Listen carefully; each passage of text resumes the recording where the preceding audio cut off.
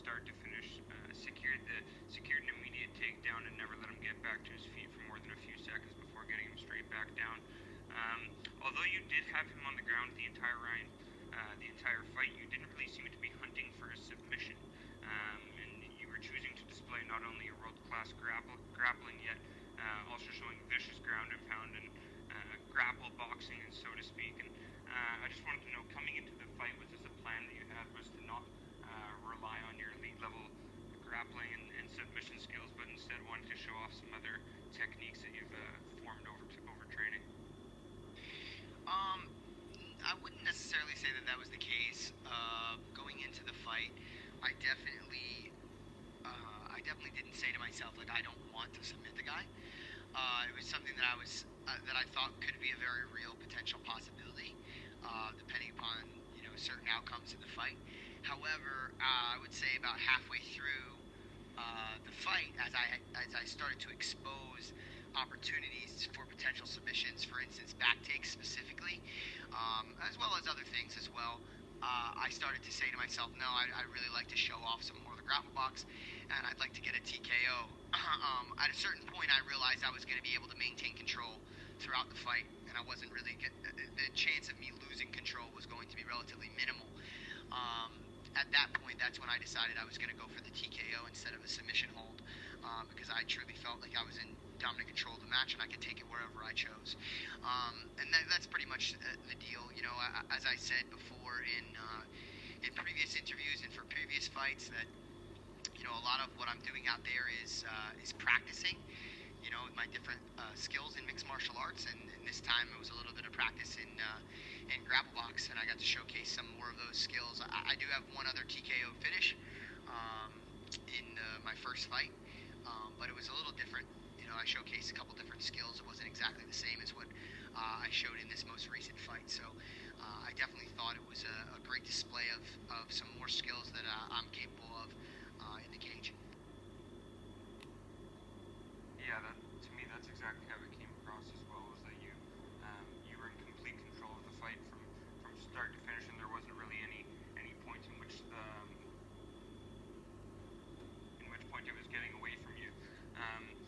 That being said, you've said before that they've given you a slow approach to this. They've slowly worked you up, and they haven't necessarily given you that jump up into elite caliber competition. And of course, there's obviously levels to this. But that being said, you've displayed now that you're a force to be reckoned with. And I just wanted to know what's next for you. I know that you had said that you wanted to take a bit of a break prior to this event because you didn't want to be injured, as it was being such a large fight card for One Championship. And now that you're past this card, what's next for you? Who's next for you? And how often do you want to see yourself competing? Yeah, definitely. I think One Championship handled my approach to mixed martial arts appropriately.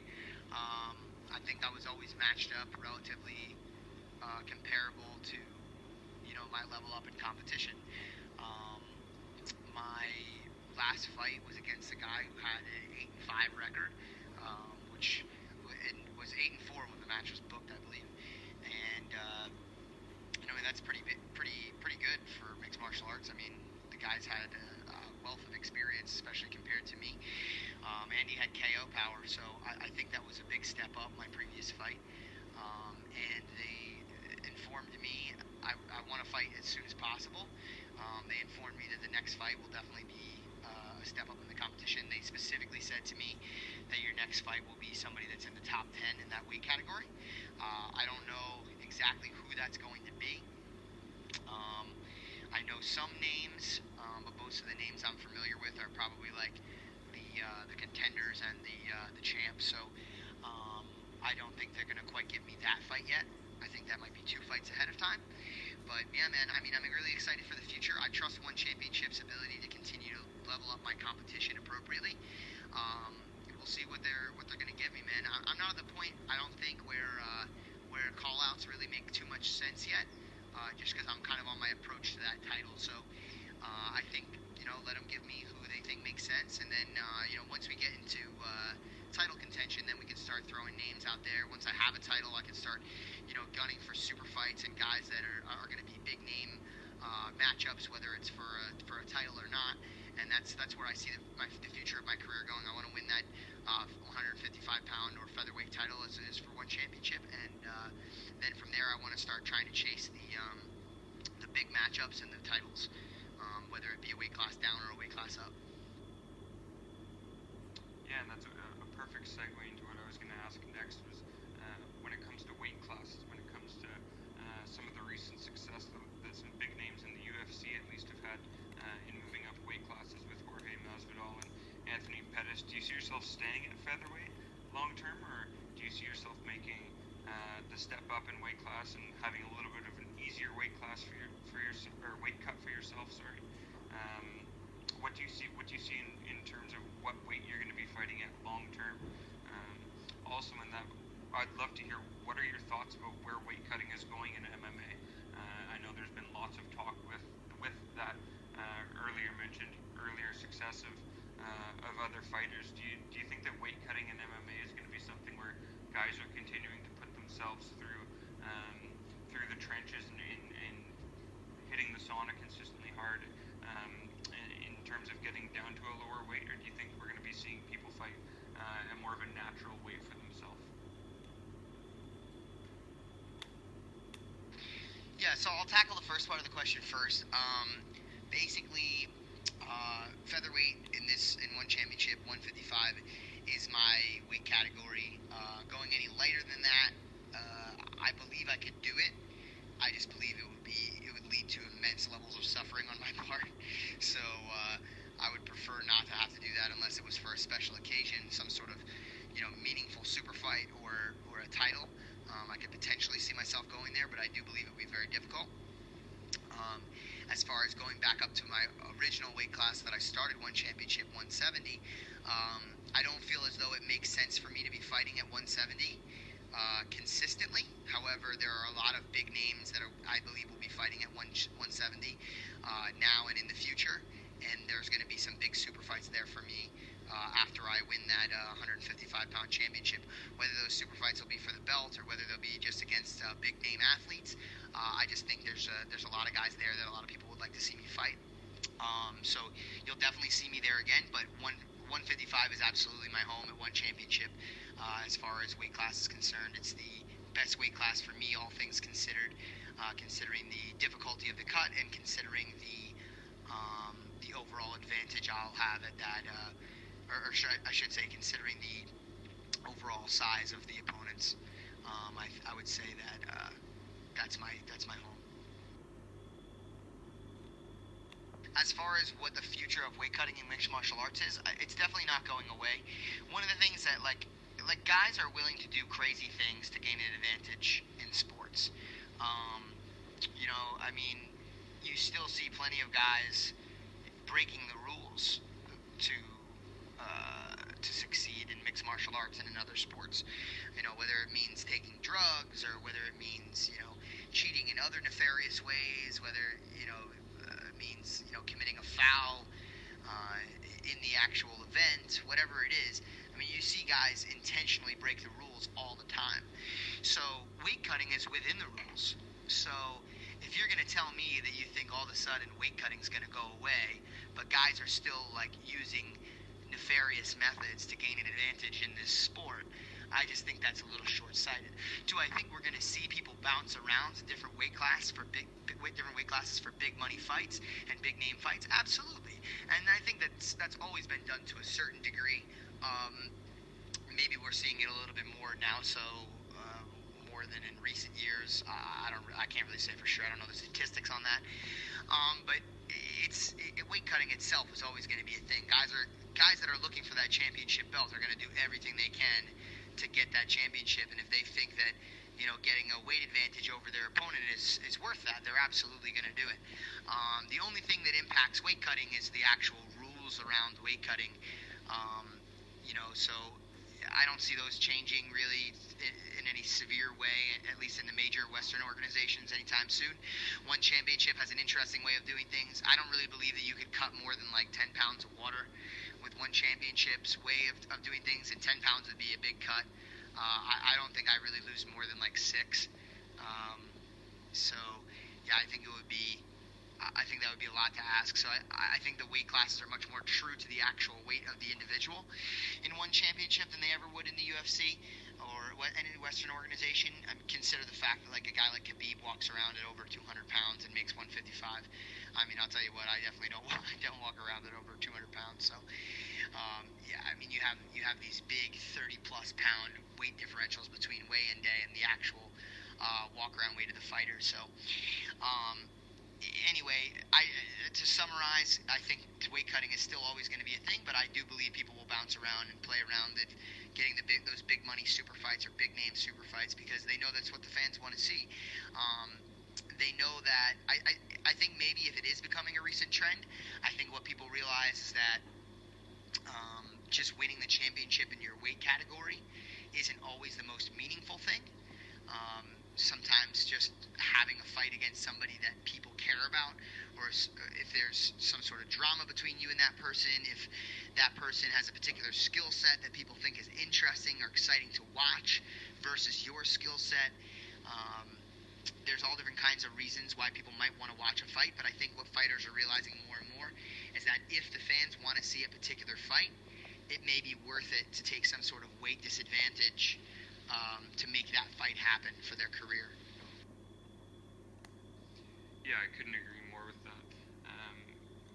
We've seen guys exactly be willing to move in both directions and hunt of that big fight and those super fights, so to speak. And while you're on the topic of that, you brought up the Western organizations, and I know you've spoken very highly and for good reason of the way that One Championship has been dealing with everything, the changes that they've made, their promotions, the direction that they're heading is no doubt that of the right direction, and they're doing some amazing things. But speaking of those super fights and of those big name fights, a lot of those fighters, they do reside in the Western organizations with Bellator and UFC. And at any point in your career, do you see yourself, whether it be in the next couple of years, whether it be 5 years down the road, you're still young at 27, do you see yourself making that move over to any of the Bellator or the UFC?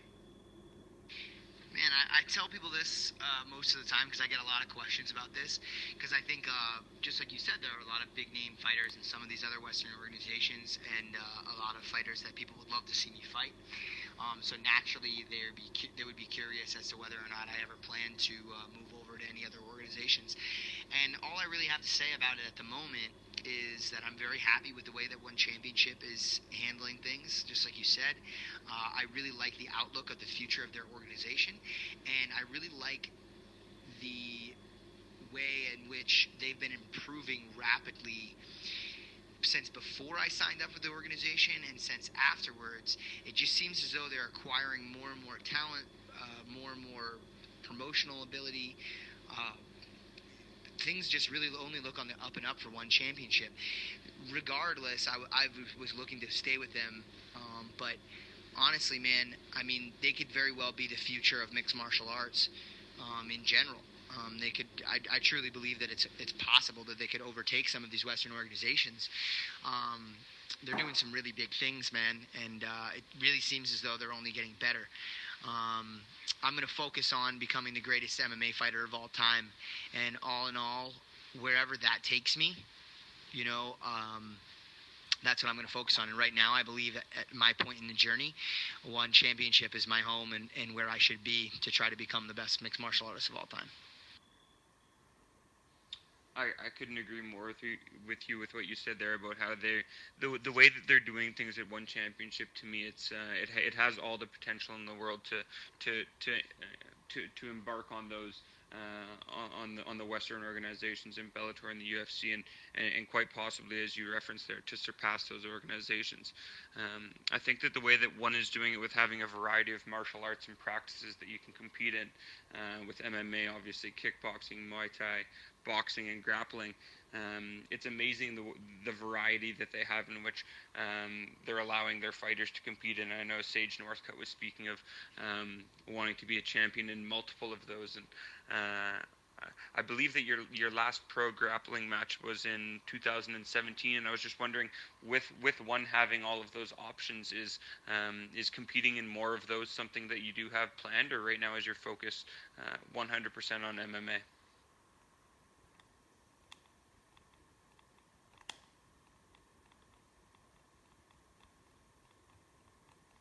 Um, this is a caveat and follow up on the last question before I answer this one. I think already One Championship has proved that it's a contender against some of these other Western organizations. I mean, even if you just take the singular fight of Eddie Alvarez versus his last opponent, where he got KO'd. I mean, Eddie Alvarez used to hold the title in the UFC. So I mean, it's kind of hard to say.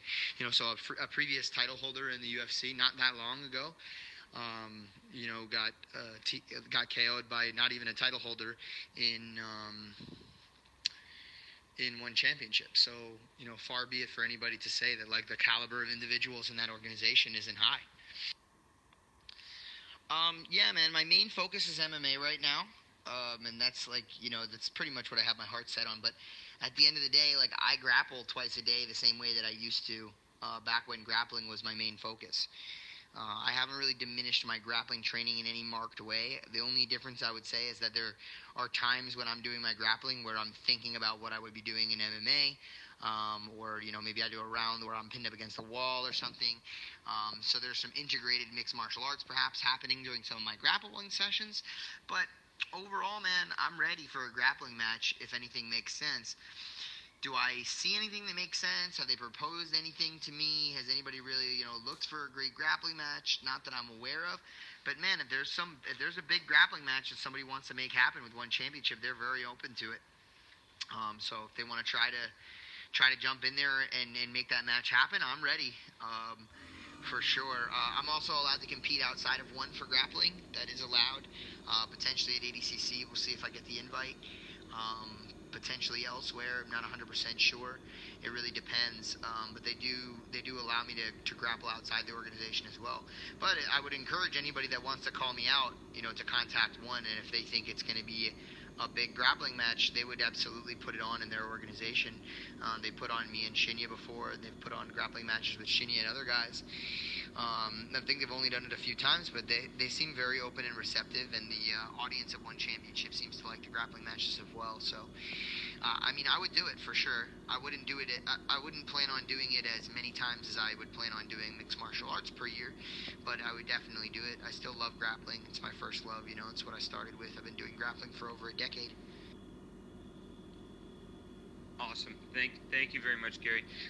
And the last one we'll wrap up with is just kind of a fun one. As you earlier talked about making your mark and attempting to become the greatest mixed martial artist of all time. You've talked about the super fights. You've talked about how happy you are in One Championship, but further down the road, if it were to make sense in your career path for you to jump into another organization, that you'd be up for it. If you were to think all time, if you were to think of a dream matchup, it could be anybody. They could be current fighter. They could be a retired fighter. If there was one person that you could have as a dream matchup in MMA, who would it be? Yeah, I mean, all contracts and things aside, I would love to be able to fight Crone. When I first started fighting in MMA, I tried to call him out and things, and he had already had a couple fights, so it was difficult. And I think he had already exited his contract with Risen, so that wasn't a possibility. And I think he was in talks with other guys, so it didn't end up working out. But yeah, man, I really want that fight with Crone, even grappling or mixed martial arts. To be honest, I just think it's a big thing that everybody wants to see. I think from a grappling perspective or MMA perspective, people are interested in it, have been interested in it for a really long time. So I'd love to see that matchup. It's more likely that it would happen in grappling right now, simply because that would be the only forum which either of our companies that we work for would allow it to happen. But, you never know what happens in the future. So who knows? He may end up leaving his organization. It's hard to say. It looks like he's having a lot of success in UFC, so that's not what I really see for his future. But you never know, man. Like I said, One Championships absorbing a lot of high-level athletes, and maybe he'll be one in the future. We really don't know. But that would be a really big name matchup that I would really love to have a fight with.